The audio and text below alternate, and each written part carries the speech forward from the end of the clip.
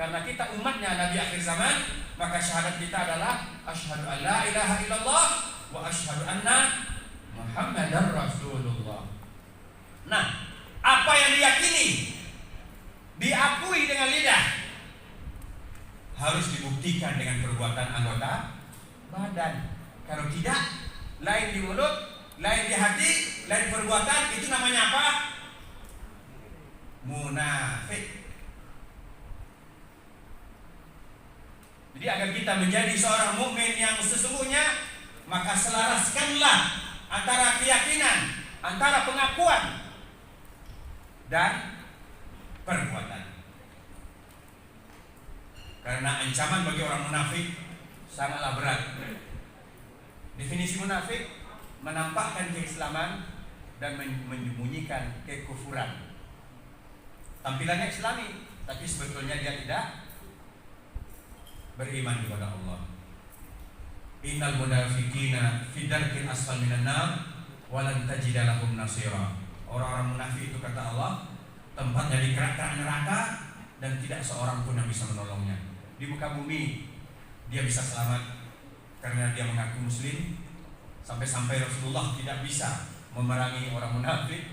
Bahkan sholat di belakang Rasulullah sendiri, yakni Abdullah bin Ubay bin Salul, cukup baginya ancaman Allah diletakkan nanti di kerak-keraknya neraka. Nah, munafik inilah musuh dalam selimut.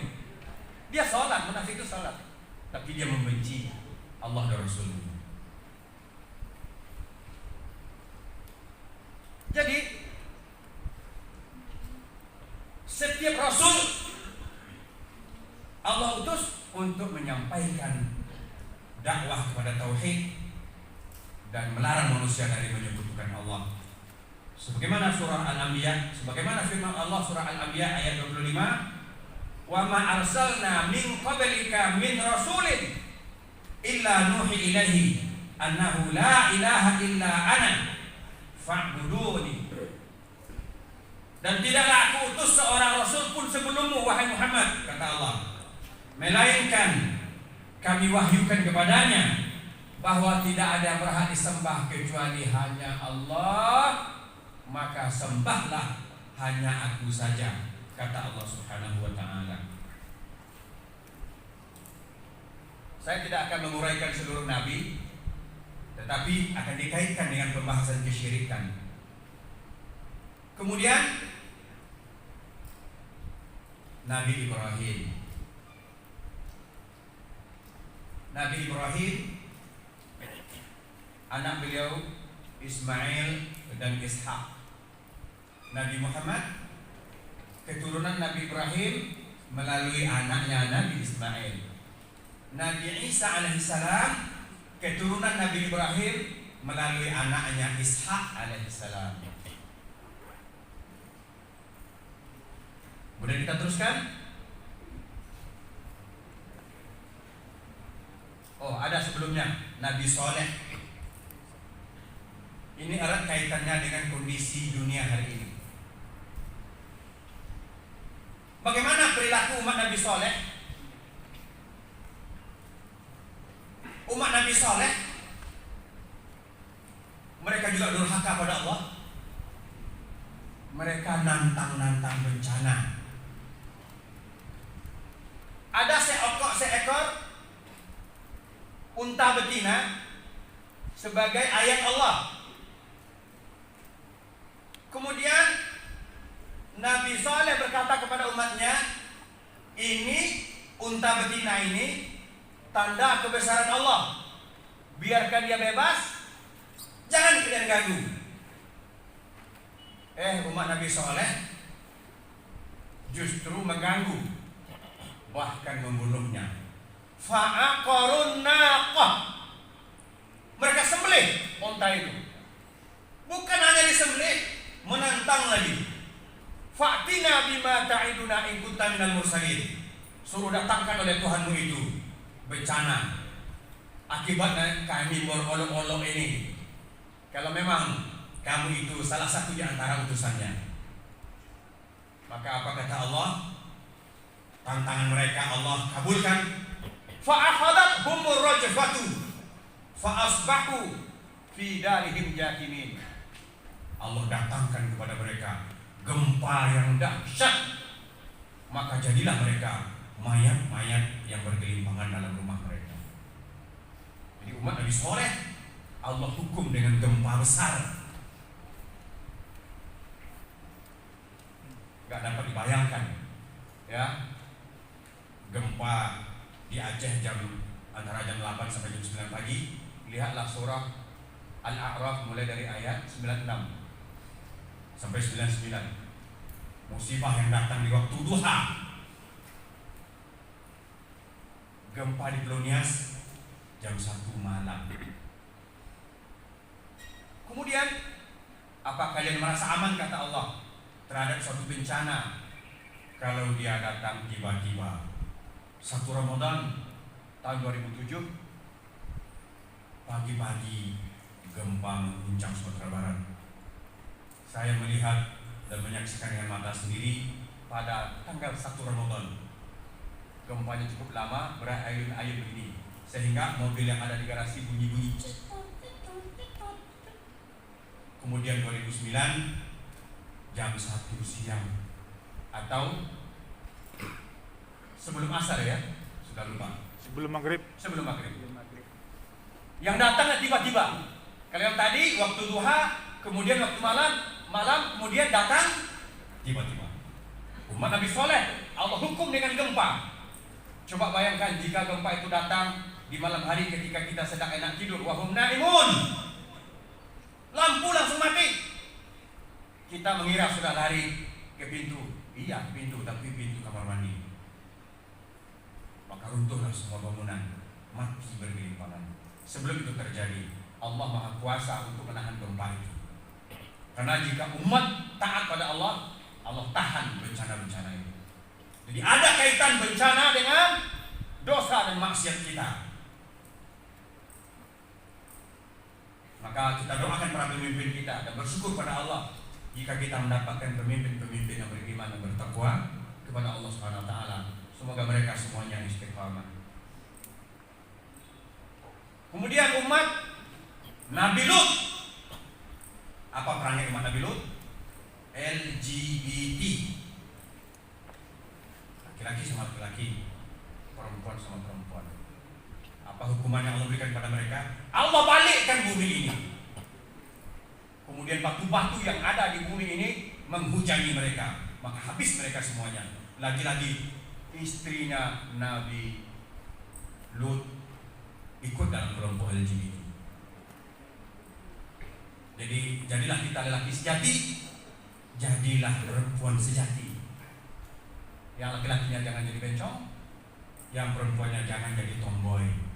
Bersyukurlah dengan takdir yang Allah berikan. Takdir sebagai seorang laki-laki, takdir sebagai seorang wanita, masing-masing memiliki kelebihan dan keutamaan. Sebagaimana juga masing-masing memiliki berbagai macam kekurangan. Kemudian Nabi Musa Allah utus kepada seorang yang menganggap dirinya Tuhan, dan ini syirik besar. Yakni siapa? Fir'aun mengatakan, wa ana rabbukumul a'la, akulah Tuhanmu paling tinggi. Kemudian ketika itu, nggak tahu kalau sekarang, Fir'aun sambil berpuasa dia memelihara dukun, memelihara tukang sihir. Maka di antara mukjizat Nabi Musa adalah tongkat menjadi ular. Wa qala fir'aunu tuni bi kulli sahirin alim. Fir'aun memerintahkan, datangkanlah tukang sihir yang pintar-pintar.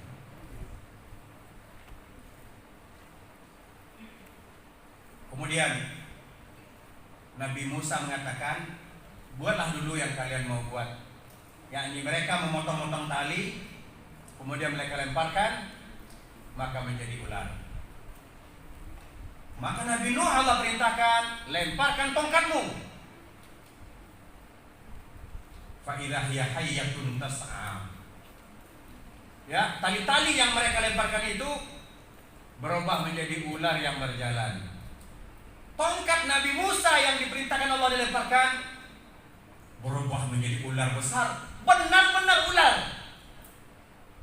Sedangkan tali-tali tadi saharu a'yunan nas, mereka menyihir mata manusia.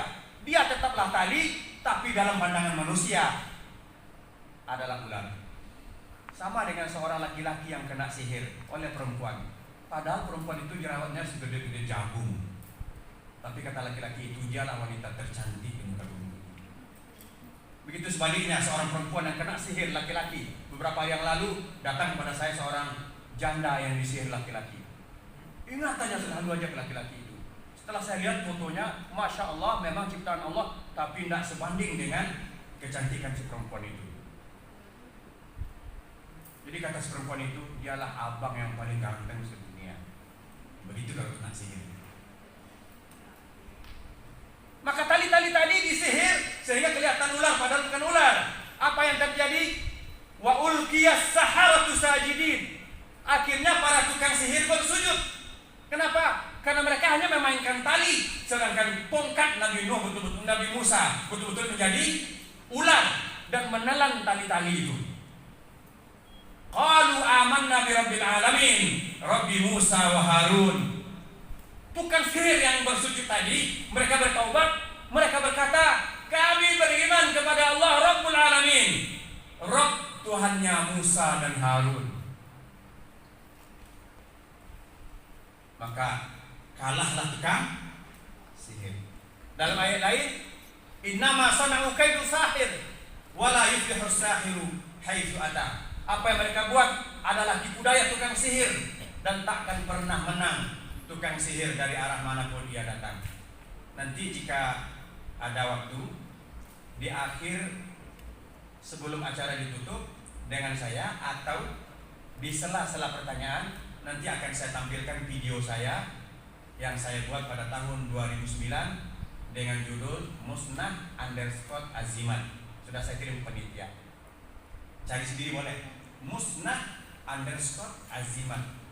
Saya menggali sebuah azimat di kampung saya sendiri di Alhan Panjang dan terinspirasi untuk memvideokannya. Lihatlah apa endingnya. Nah, saya ingin katakan sebelum saya uraikan masalah sihir perdukunan. Ternyata sihir perdukunan itu sudah ada semenjak dulu. Yakni seorang penguasa yang zalim, Fir'aun, memelihara para dukun untuk melanggengkan kekuasaannya. Tapi para dukun itu bertaubat pada Allah sehingga marah Fir'aun. Beriman kamu pada dia padahal belum dapat izin dari aku hukum kalian. Aku potong tangan kalian dan kaki kalian secara menyilang. Kalau dipotong tangan kanan, dipotong tangan kiri. Dipotong tangan kiri, dipotong pula kaki kanan. Atau akan aku salib kalian. Apa kata tukang sihir yang bertobat tadi? Silahkan, karena iman bagi kami, atau kami lebih memilih beriman pada Allah dari itu semuanya. Kami tidak takut. Kalau kamu membunuh kami, itu hanya urusan dunia, tetapi kami bakalan bahagia nanti di sisi Allah. Jadi para dukun-dukun sekarang bertaubat ya. Dukun-dukun di zaman Fir'aun saja sudah pada bertaubat. Kemudian Nabi Isa alaihissalam. Akidah kita Nabi Isa diutus kepada Bani Israel. Ya, akidah kita umat Islam terhadap Nabi Isa masih hidup di sisi Allah. Nabi Isa masih hidup di sisi Allah. Bal rafa'ahu Allahu ilaihi. Allah angkat Nabi Isa ke sisinya dan akan diturunkan ke muka bumi sebagai juru selamat, juru damai. Ketika beliau turun ke muka bumi, beliau dengan Imam Mahdi berdua akan membunuh Dajjal, sang pendusta. Setelah itu tersebarlah kedamaian di seluruh muka bumi ini. Hanya satu musuh manusia saat itu, yakni Yahudi. Orang-orang Nasara beriman kepada Nabi Isa alaihissalam, kembali ke fitrah mereka. Kemudian musuh kaum muslimin hanya satu, yaitu Yahudi. Dijelaskan dalam hadis bahwa batu dan pohon akan bicara, ngasih tahu, wahai kaum muslimin, ini Yahudi di belakang kami. Sehingga batu dan kayu-kayu itu betul-betul menakutkan bagi orang Yahudi mulai sekarang. Orang Yahudi itu dia percaya dengan Quran, percaya, bahkan mereka gali Al-Quran itu sebagai sumber ilmu, tapi tetap mereka tidak bertaubat kepada Allah kecuali sedikit. Kemudian Nabi terakhir, Nabi Muhammad SAW, bedanya dengan Nabi dan Rasul sebelumnya, Rasul sebelumnya hanya diutus kepada kaumnya, kaum tertentu. Sedangkan Nabi Muhammad SAW, wa ma arsalnaka illa rahmatan lil alamin. Tidaklah kami utus engkau wahai Muhammad melainkan pembawa rahmat bagi sekalian alam, manusia dan jin. Makanya di Makkah ada masjid jin namanya. Masjid jin itu adalah masjid tempat berkumpulnya bangsa jin mendengarkan wahyu yang disampaikan oleh Rasulullah sallallahu alaihi wasallam. Dalam Al-Quran ada surat Al-Jin, kembali berada dalam juz 29. Jin mengakui bahwa mereka ada yang beriman, mereka ada yang kafir. Hanya saja saya akan jelaskan. Manusia moyangnya Adam. Allah ciptakan dari tanah, lihat tanah kering, langsung dalam ukuran 60 hasta. Dan sebelumnya telah Allah ciptakan moyang bangsa jin yang dikenal dengan sebutan Azazil. Dalam kitab Alamul Marjan fi Ahkamil Jan oleh Syekh Muhammad Ash-Shibli, di situ dijelaskan bahwa moyang jin telah Allah ciptakan 2000 tahun sebelum Adam diciptakan. Maka dari sinilah awal permusuhan. Ketika Adam diciptakan, Allah perintahkan kepada para malaikat, dan di antara malaikat itu ada satu moyang jin, yakni Azazil. Dalam bahasa Arab kalau saya panggil begini, antum, padahal dalam kaidah bahasa Arab panggilan antum itu adalah untuk semua laki-laki yang banyak. Tetapi itu juga digunakan untuk memanggil semuanya. Apakah di situ ada laki-laki dan perempuan? Ya, maka khitab perkataan Allah itu tertuju kepada seluruh malaikat, tentu ikut terbawa seorang Azazil yang ada di situ. Disuruh bersujud kepada Adam untuk menghormati ciptaan Allah, bukan sujud pada Allah, tapi Allah yang menyuruh sujud pada Adam, menghormati ciptaan Allah. Fasajadal malaikatu kulluhum ajma'un illa iblis kana minal jin. Malaikat semuanya sujud kecuali iblis dari bangsa jin enggak mau. Maka akhirnya Allah kutuklah si iblis itu. Loh, tadi namanya Azazil, kok sekarang iblis? Nama awalnya Sumia, ya, kemudian dikenal dengan Azazil. Kemudian dikatakan dia iblis karena Allah putus darinya segala kesempatan berbuat baik. Ablasa yublisu, iblis, begitu dalam bahasa Arab. Kemudian dia juga dapat gelar satu lagi, setan. Maka dialah setan yang pertama. Setan adalah setiap yang sombong dan engkar pada Allah. Setan itu ada dua, dari bangsa jin, minal jinnati wan nas, dan juga dari bangsa manusia. Nah, Nabi Muhammad SAW diutus kepada bangsa manusia dan bangsa jin. Maka walaupun moyangnya dikutuk oleh Allah, tetap saja keturunan dari bangsa jin itu ada yang muslim, ada yang kafir. Namun manusia bisa kita lihat dengan mata kepala seperti ini, bangsa jin tidak bisa kita lihat karena alamnya lain. Ya, kalau bahasa yang lebih kerennya, makhluk halus. Dia bisa masuk ke dalam badan manusia, mempengaruhi pemikiran dan hati manusia. Dia dikeluarkan dari surga karena dikutuk oleh Allah dalam masalah ibadah. Dia dendam pada manusia. Maka tidak saja manusia berjihad, iblis juga berjihad. Ayujahidukum ala an tusyriku billah. Jihad syaitan adalah dia bersungguh-sungguh agar manusia menjadi musyrik. Ada yang bisa jawab? Kenapa kita belajar silat? Untuk jaga diri. Kita belajar silat untuk menghindarkan pukulan orang yang kelihatan. Sedangkan jin ini nggak kelihatan.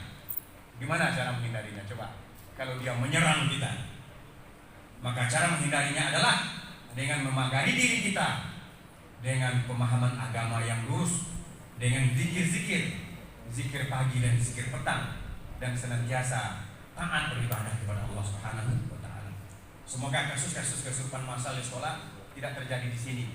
Ya, karena itu tidak terlepas dari kesyirikan. Sudah banyak sekolah yang saya urus beberapa tahun yang lalu, semuanya erat kaitannya dengan kesyirikan. Ada sekolah yang ditetesi darah ayam, ada yang dibakar dengan azimat, dengan kepala hewan hinden, itu semuanya kesyirikan. Itu yang menyebabkan syaitan itu bereaksi di sebuah sekolah. Sedangkan di sekolah itu baca bismillah, baca Quran dulu sebelum belajar, baca doa dulu sebelum belajar. Maka jangan terulang lagi kasus-kasus kesurupan massal di sekolah. Cara penanganannya, jika ada 1-2 orang yang kesurupan, pulangkan dia dulu, rumahkan dia dulu. Begitu caranya. Atau pisahkan. Ya. Jadi dakwah Rasul panjang waktunya, yakni mendakwahkan tauhid dan memberantas kesyirikan. Dan kesyirikan yang nyata yang kita lihat sampai hari ini adalah mengagung-agungkan kuburan, mengagung-agungkan batu, mengagung-agungkan pohon, mengagung-agungkan orang soleh. Dan di antara kesyirikan yang tersebar di tengah masyarakat kita hari ini adalah sihir dan perdukunan. Syirik, firman Allah Subhanahu wa taala, la in asyrakta la yahbatanna amaluk. Jika kalian melakukan kesyirikan, habis seluruh amalanmu. Walau asyraku la habita anhum ma kanu ya'malun. Sekiranya mereka menyekutukan Allah, maka habislah, batallah seluruh amal yang pernah mereka lakukan. Saya mau bertanya dulu, kalau tidak salah pertemuan yang lalu dikatakan jam ini cepat 10 menit. Iya, 5 menit. 5 menit. Nah, sambil menunggu pertanyaan, saya akan menjelaskan bahaya syirik, bahwa bahaya syirik, amalan soleh kita habis karena syirik itu. Kemudian kalau terlanjur meninggal dan tidak bertobat dari syirik, firman Allah dalam surah An-Nisa, innallaha la yaghfiru an yushraka bih wa yaghfiru ma duna dzalika liman yasha. Allah tidak mengampuni dosa syirik. Allah ampunkan dosa selain syirik bagi yang Allah kehendaki. Maknanya, bila terlanjur meninggal tidak bertobat dari dosa syirik, dosa syiriknya tidak Allah ampunkan. Tapi selagi masih hidup, jika dia bertaubat, maka dosa syiriknya Allah ampunkan. Maka bertaubatlah kepada Allah selagi masih hidup. Kemudian bahaya mendatangi para dukun.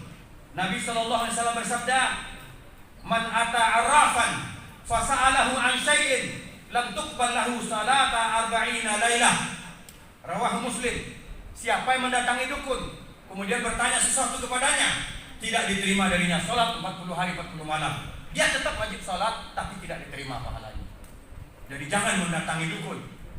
Karena pada hakikatnya dukun itu bekerja sama dengan setan. Saya tahu betul itu karena saya dibesarkan di lingkungan perdukunan. Alahan panjang kata orang Padang adalah daare. Orang Padang kalau pergi berdukun ke alahan panjang. Keluarga terdekat saya banyak yang dukun. Satu contoh, dia tidak bisa, katanya telinganya apabila ditempelkan ke tiang itu tidak akan tercabut, telinganya tidak akan lepas kecuali tiang itu tercabut. Mantranya begini. Saya hanya nyontohkan ya, karena saya sita mantranya dari sepupu saya. Bismillahirrahmanirrahim. Ya Allah ya Tuhanku, kabulkanlah doa Nasraniku. Hah? Dia Muslim kok kabulkan doa Nasraniku? Katam pati tercabut tiang mampu tercabut telingaku. Kalau tidak tercabut tiang tidak tercabut telingaku berkat kalimat La ilaha illallah hu Allah. Itu mantranya. Katanya kalau dia baca mantra itu 100 orang narik gak putus. Kemudian saya bilang, Asiko bawa sini, ambo yang tarik. Kalau putus gak tanggung jawab. Nah, awak orang Solok tuh alue di patui, nampatui di alue. Jadi orang yang menjadi target dukun adalah orang bodoh-bodoh. Gitu. Karena itu mereka udah rahasia mereka. Orang yang bisa ditipu. Awak sekolah, kita berpendidikan, tapi kita tidak disebut orang pintar. Orang yang kayak gitu kadang-kadang disebut makhluk keturunan, nggak tahu dah siapa ayahnya. Kok disebut orang pintar? Ya, Syirik dosa besar. Mendatangi tukang sihir atau dukun, peramal, tidak diterima sholatnya 40 hari 40 malam. Bahkan kata Nabi, apalagi sampai membenarkan apa yang dia katakan, sungguh telah kafir kepada ajaran yang aku bawa, kata Nabi. Kita simpulkan, inti dari kajian kita mengenal Allah dan Rasulnya. Mengenal Allah membuahkan hasil kita ibadah kepadanya dengan seikhlas-ikhlasnya. Iyyaka na'budu wa iyyaka nasta'in. Inna salati wa nusuki wa mahyaya wa mamati lillahi rabbil alamin. Kemudian mengenal Rasul-Rasul Allah. Kita beribadah kepada Allah sesuai dengan tuntunan atau sunnah-sunnah Rasulullah sallallahu alaihi wasallam. Kemudian kita mengetahui bahwa dakwah para rasul adalah mengajak manusia untuk mentauhidkan, mengesahkan Allah dan memberantas kesyirikan dari muka bumi ini. Itulah fondasi dari ajaran Islam, yakni akidah. Dikatakan akidah seseorang benar apabila bersih dari kesyirikan. Dikatakan akidah seseorang salah apabila bercampur dengan kesyirikan. Semoga bermanfaat. Semoga menjadi amal soleh untuk saya dan kita semuanya, khususnya bagi kepala sekolah dan seluruh jajaran guru, jajaran majelis guru, dan semua orang yang ikut andil dalam menjalankan roda kepemimpinan di SMA 1 Negeri Padang ini. Dan juga saya doakan yang tidak hadir dan yang ikut secara online juga mendapat keberkahan dari Allah SWT. Dan siapapun setelah ini yang mendapatkan link ceramah ini bisa mengambil pelajaran yang berguna. Dan jika masih ada kesalahan, saya akan ralat karena saya juga manusia. Ustadz juga manusia. Demikian, walhamdulillahirabbil alamin. Wassalamualaikum warahmatullahi wabarakatuh. Sesi selanjutnya